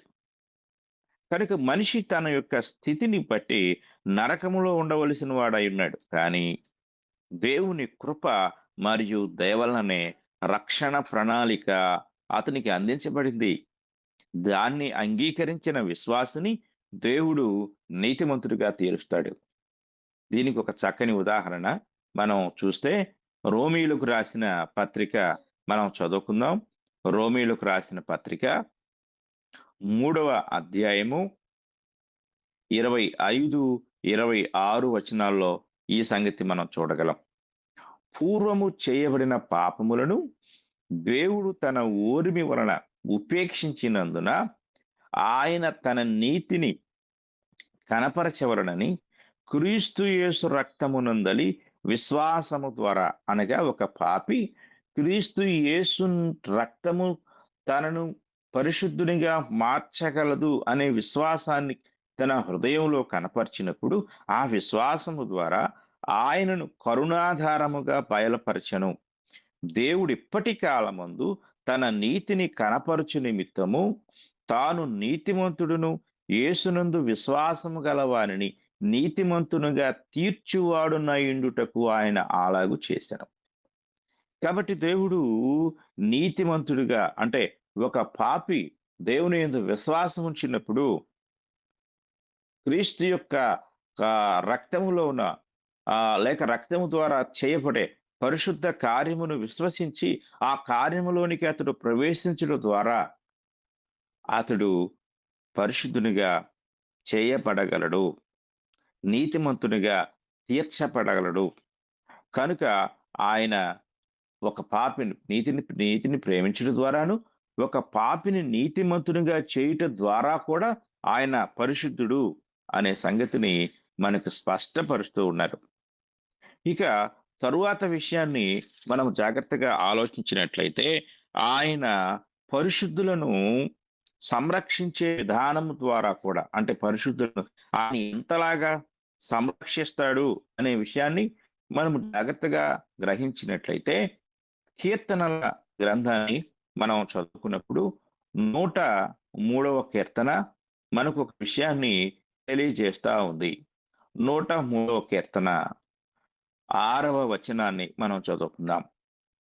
యెహోవా నీతి క్రియలను జరిగించుచు బాధింపబడు వారికందరికీ న్యాయము తీర్చును. అంటే నీతిమంతులను, పరిశుద్ధులను, వారిని సంరక్షించే విషయంలో ఆయన తన యొక్క పరిశుద్ధతను ప్రత్యక్షపరుస్తూ ఉంటారు అనే సత్యాన్ని మనం చాలా జాగ్రత్తగా గ్రహించవలసిన వారమై ఉన్నాం. పరిశుద్ధుల పట్ల ఆయన తీసుకునే శ్రద్ధ, ఆయన చూపించే ఒక గొప్ప సంరక్షణ అనేది కూడా మనకు దేవుని యొక్క పరిశుద్ధతను గూర్చి బయలుపరుస్తూ ఉంది అనే సత్యమును మనము జాగ్రత్తగా గ్రహించవలసిన వారమై ఉన్నాం. అలాగే 129వ కీర్తన మనము చదువుకున్నట్లయితే 1వ వచనం నుండి చదువుకుందాం. ఇశ్రాయేలు ఇట్లనును, నా యవ్వన కాలము మొదలుకొని పగవారు నాకు అధిక బాధలు కలుగు చేయుచు వచ్చిరి. నా యవ్వన కాలము మొదలుకొని నాకు అధిక బాధలు కలుగు చేయుచు వచ్చిరి, అయినను వారు నన్ను జయింపలేకపోయిరి. దున్నువారు నా వీపు మీద దున్నిరి, వారు చాళ్లను పొడుగుగా చేసిరి. యెహోవా న్యాయవంతుడు, భక్తిహీనులు కట్టిన త్రాళ్ళు ఆయన తెంపి ఉన్నాడు. కనుక ఆయన తన ప్రజలను సంరక్షించే విషయంలో కూడా ఆయన పరిశుద్ధుడుగా ఉన్నాడు అనే సత్యాన్ని మనం గ్రహించగలం. ఇంకా చివరిగా ఆయన తన పరిశుద్ధతను ప్రత్యక్షపరిచిన విధానాన్ని మనము జాగ్రత్తగా పరిశీలన చేసినట్లయితే, ఆయన శిలువ ద్వారా తన పరిశుద్ధతను ఆయన ప్రత్యక్షపరిచాడు. కీర్తన గ్రంథం 22వ కీర్తన 1వ వచనాన్ని మనం చదువుకొని ఈ విషయాన్ని ఆలోచన చేద్దాం. నా దేవా, నా దేవా, నీవు నన్నేలా విడనాడితివి, నన్ను రక్షింపక నా ఆర్తధ్వని వినక నీవేళ దూరముగా ఉన్నావు అనే సత్యము ఇక్కడ మనకు బయలుపరచబడతా ఉంది. ఈ సత్యాన్ని మనం చాలా జాగ్రత్తగా గ్రహించవలసిన వారమై ఉన్నాం. నా దేవా, నా దేవా, నన్నేలా విడనాడితివి అనే ఈ కీర్తన శిలువ మీద యేసు ప్రభు వారు ఆయన మరి వేసిన ఒక కేకకు నిదర్శనంగా మనం చూడగలం. అసలు ఈ కీర్తనలో ఎందుకు ఇటువంటి స్వభావాన్ని దేవుడు కలిగి ఉన్నాడు? ఈ కీర్తన ప్రభు అయిన యేసుక్రీస్తు వారిని గురించి చెప్పబడిన కీర్తనగా మనం చూడగలం. ఇంకొక విషయం కనిపిస్తుంది. ఈ అధ్యాయం అంతా మనం చదివితే శిలువ గురించి ఒక స్పష్టమైన దృశ్యము మనకు కనిపిస్తుంది. ఈ కీర్తన క్రీస్తు కల్వరి శిలువపై మరణించుటకు దాదాపు 900 సంవత్సరాల ముందు వ్రాయబడింది. క్రీస్తు మరణం దేవుని పరిశుద్ధతకు పరిపూర్ణమైన ప్రదర్శన. కొందరు ఇలా ప్రశ్నిస్తారు, ఇది ఎలా సాధ్యమవుతుంది అని. దేవుడు పాపాన్ని ద్వేషిస్తాడని మనకు తెలుసు. అది మనం ముందుగా చర్చించుకున్నాం. ఆయన పాపాన్ని ద్వేషిస్తాడు.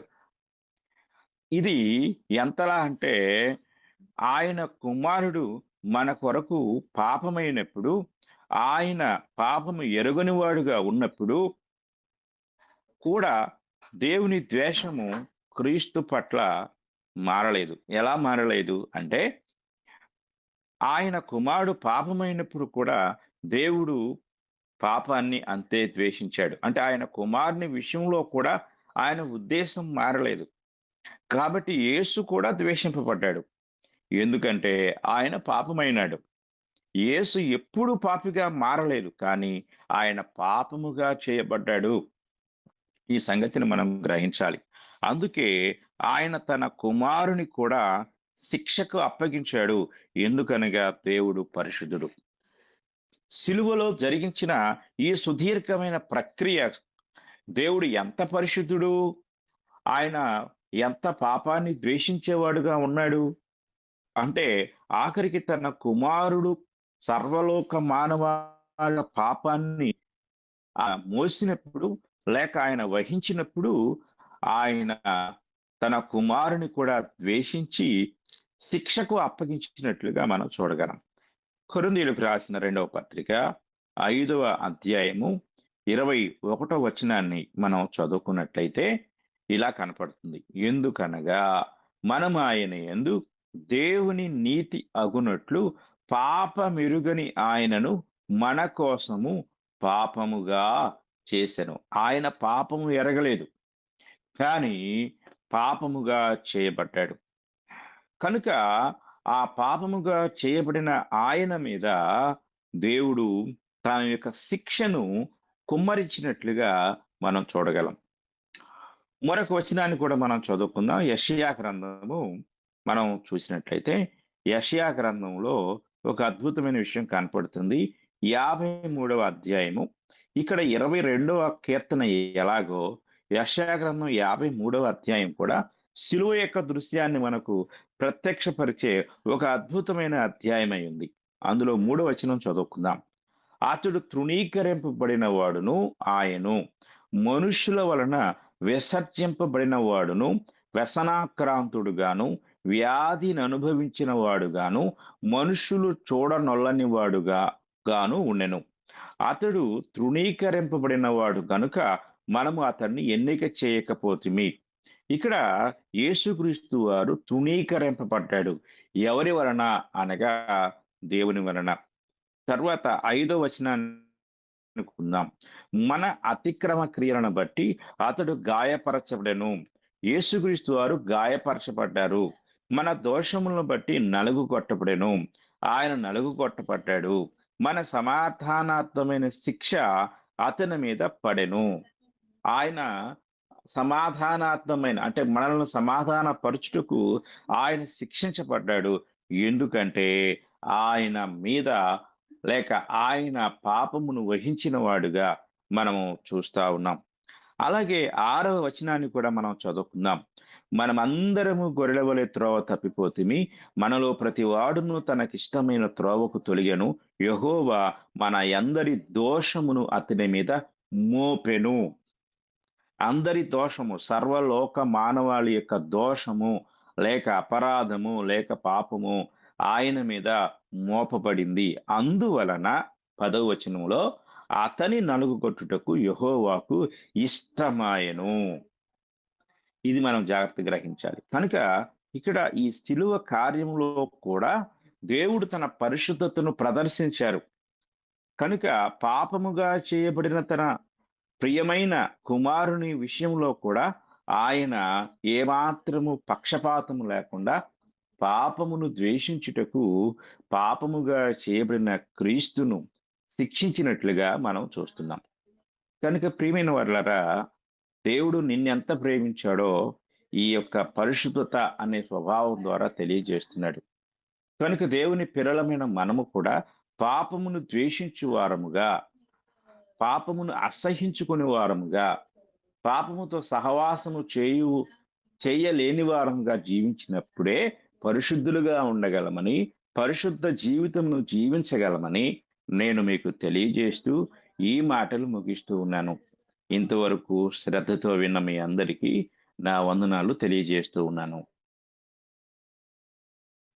ఇప్పటి వరకు చక్కగా చాలా గొప్పగా దేవుని యొక్క పరిశుద్ధతను గురించి వివరించినటువంటి సోదరులు దేవకరణ్ గారికి వందనములు తెలియజేస్తూ ముగింపు ప్రార్థన మీరే చేయండి సార్. మహాపరిశుద్ధుడా మా తండ్రి, మీ పరిశుద్ధమైన ఘనమైన నామమునకు స్తుతులు, స్తోత్రములు, కృతజ్ఞతలు చెల్లిస్తూ ఉన్నాము.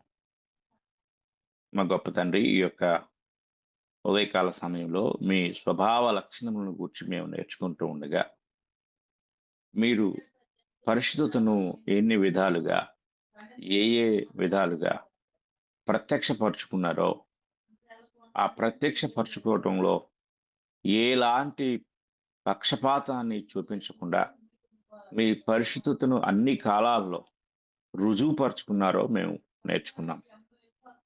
ప్రత్యేకించి మా తండ్రి, పరిశుద్ధతను గూర్చి మాకు మీరు బయలుపరుస్తూ, అదే సమయంలో పాపము పట్ల మేము ఎంతలా అవగాహన కలిగి ఉండాలో కూడా మీరు మాకు బయలుపరిచినందుకు మీకు స్తుతులు, స్తోత్రములు చెల్లిస్తున్నాం.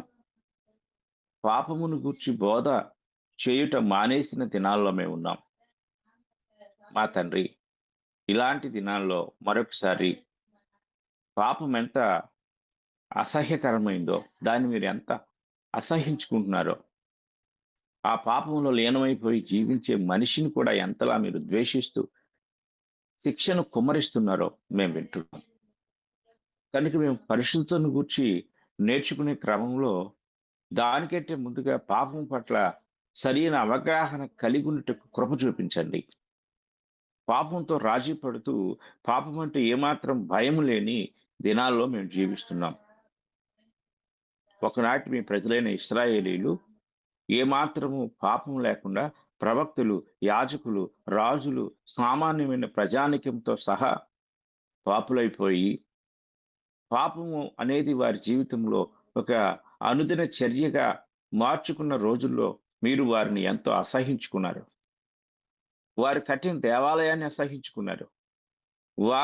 వారికి మీరు ఎంతో ప్రేమతో ఇచ్చిన దేశాన్ని, పట్టణాన్ని అసహించుకొని సర్వనాశనం చేయటం ద్వారా పాపం అంటే మీరు ఎంత అసహించుకున్నారో బయలుపరిచారు.